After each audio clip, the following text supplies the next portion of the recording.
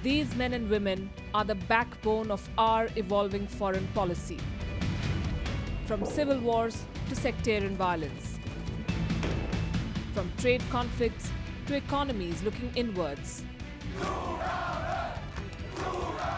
They tackle emerging global issues and shape and redefine foreign policy.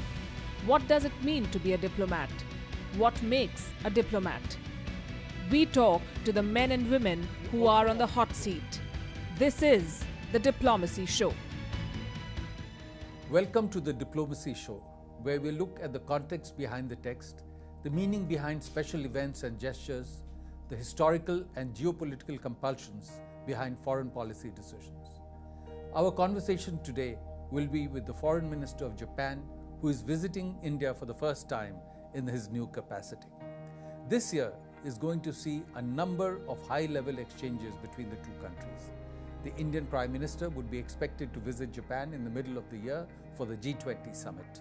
The Japanese Prime Minister would be planning to come to India for the annual bilateral summit following the Indian Prime Minister's visit to Japan in October last year.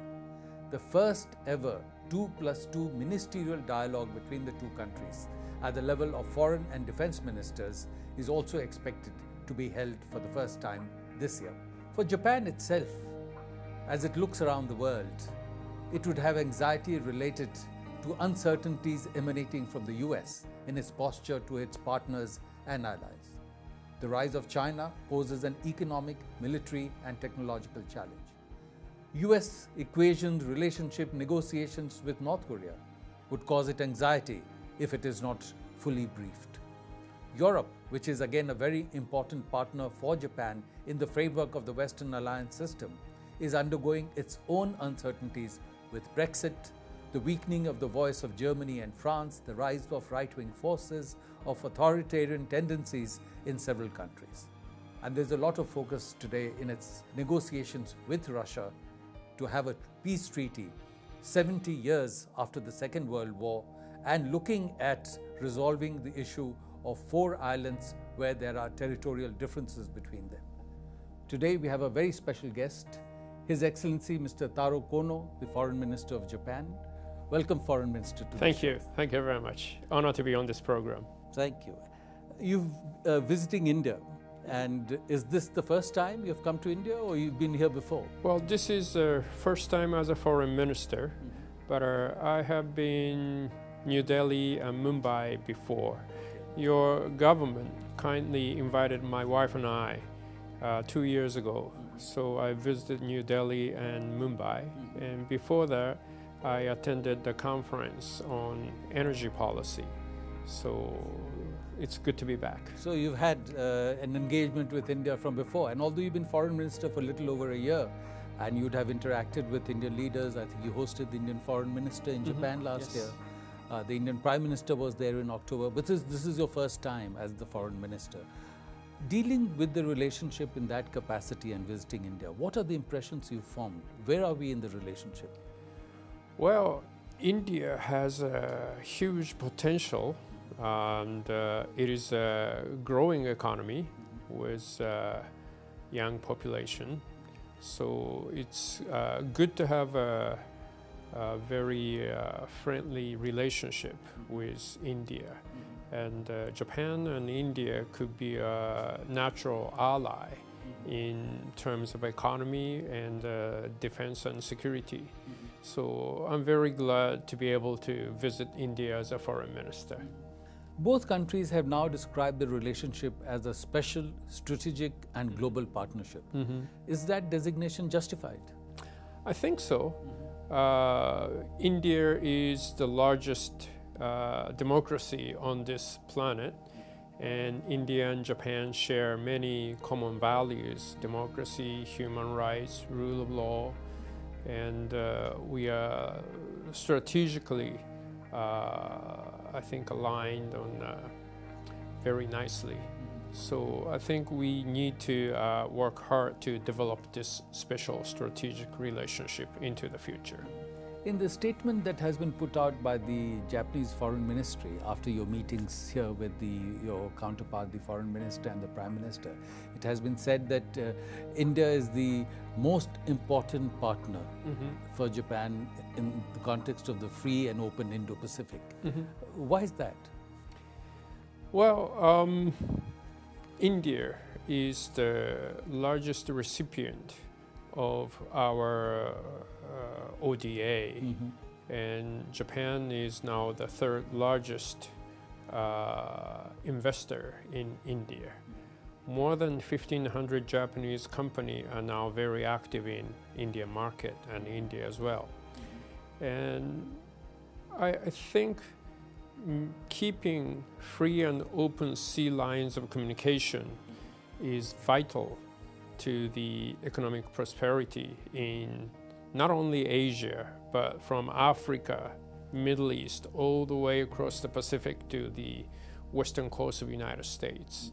And we share common value of this free and open Indo-Pacific vision. And India is the most important partner to making it happen. We need to work on connectivity for economic prosperity. And also, we need to work together to keep the law enforcement capacity of the countries along the coast. And we can work together on this issue as well. So this relationship need to be stronger. And I think it is natural to say this is the most important partnership to make the free and open Indo-Pacific happen. You referred to the important investment by the Japanese companies in India, the large number of Japanese companies who are present here. But if we look at the trade relationship, and the total trade seems to be in the order of about $16 billion, what more can we do to enhance our trading partnership? Well, we are now working on RCEP.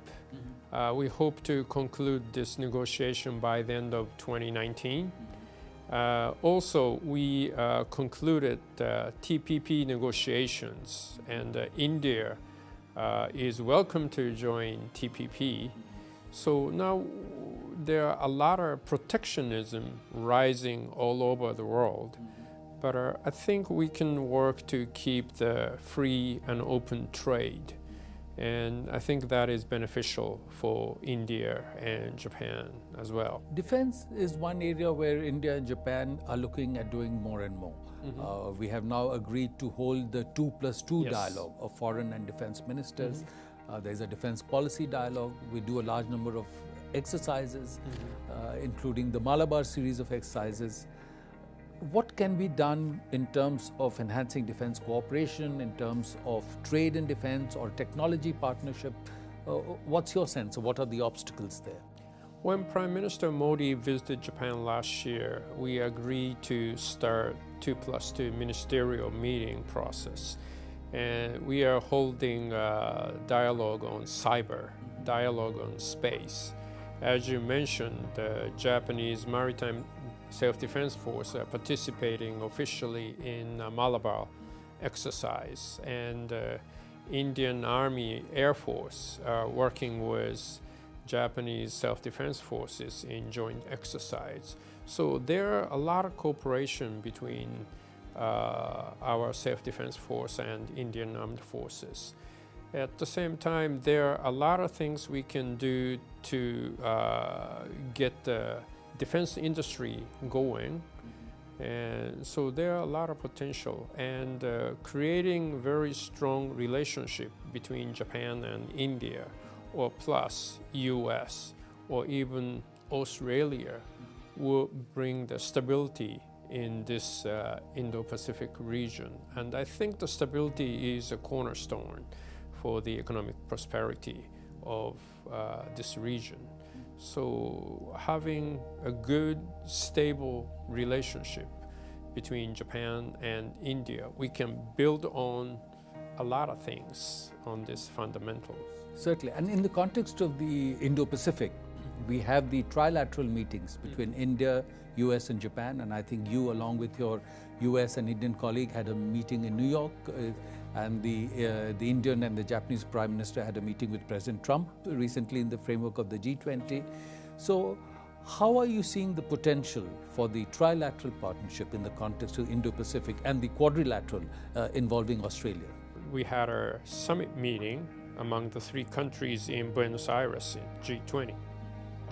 And probably this year in Osaka during the G20 summit, there's going to be another trilateral summit meeting. So this trilateral relationship will be getting stronger, and we can coordinate defense and security policy. We can coordinate economic policy as well.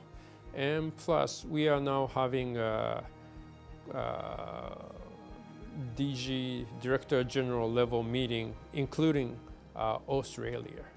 So this is a new mechanism for this region to keep this free and open trade, free and open sea lines of communication.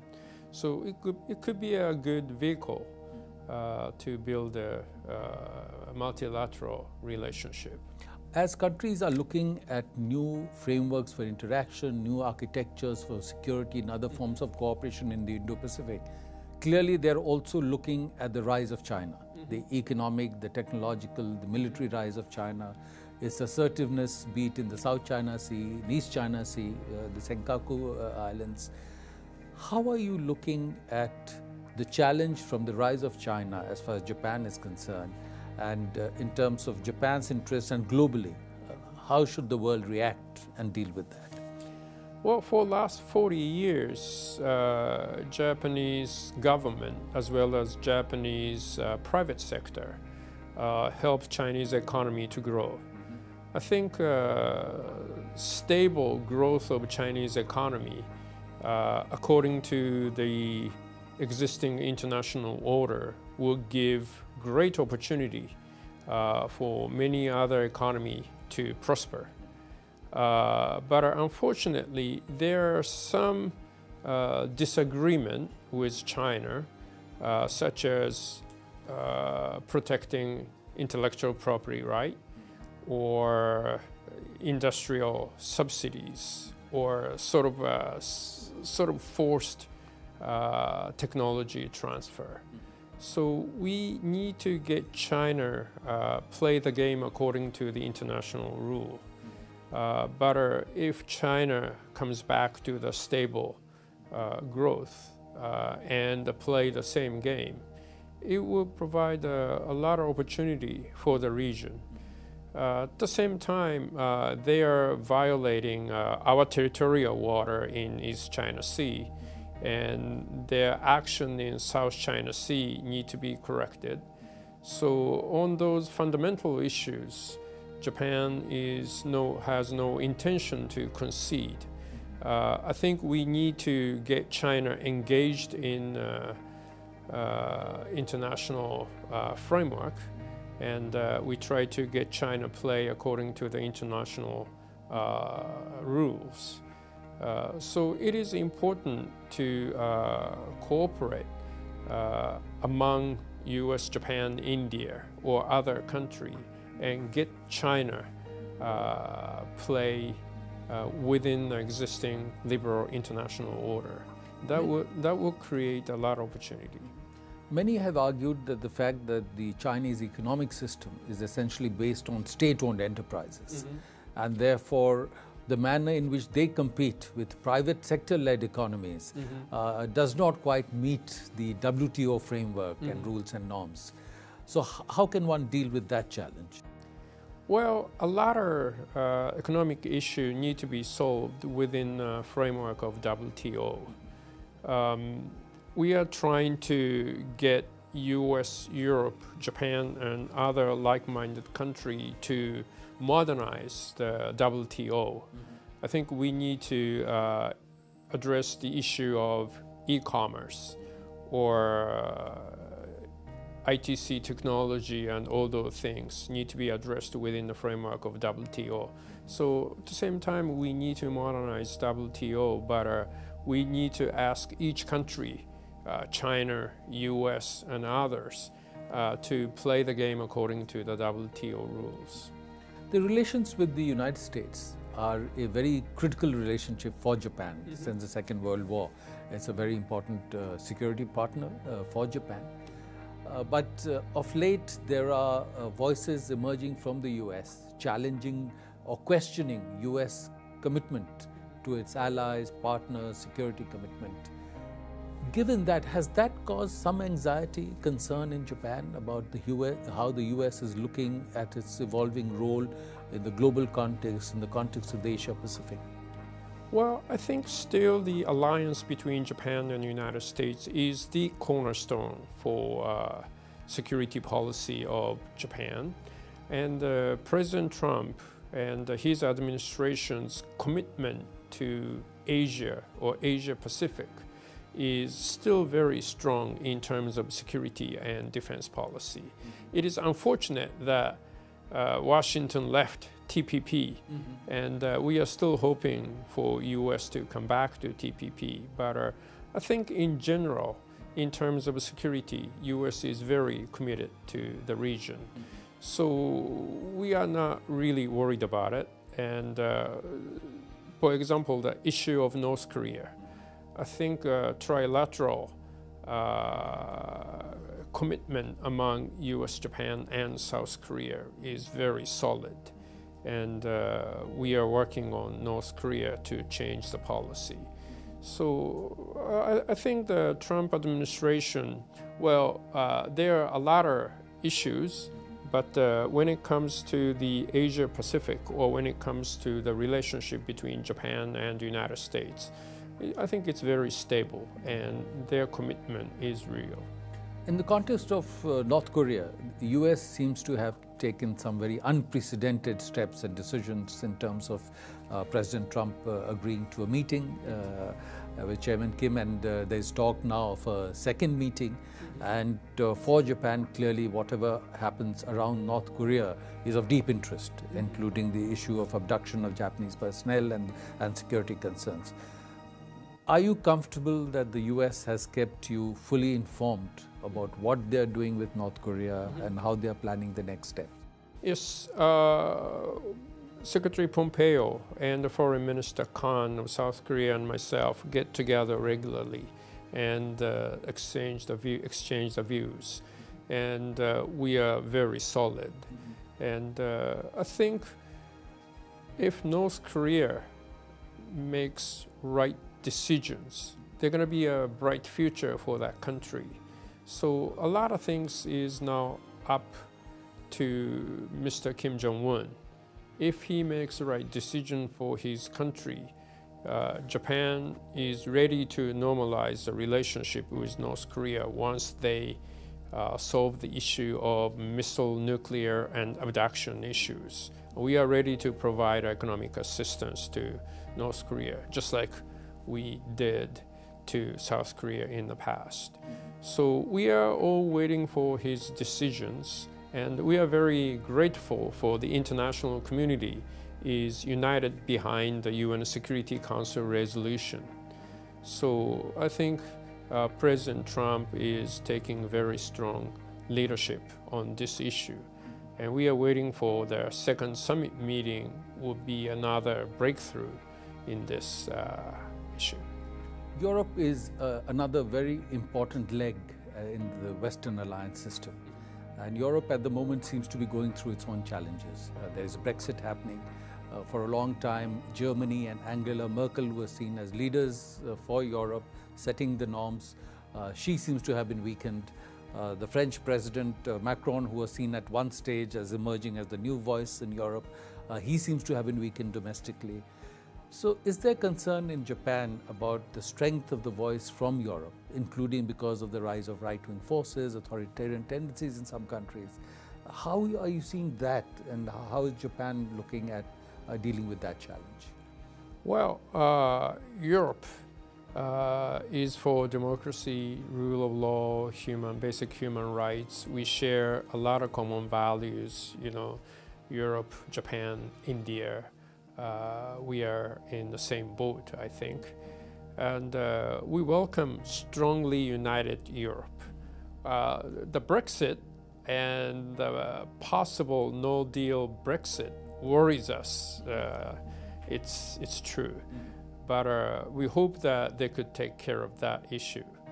And I think it's time for Japan, Europe, India, and other democratic countries to share a little bit more burden to keep this liberal international order going.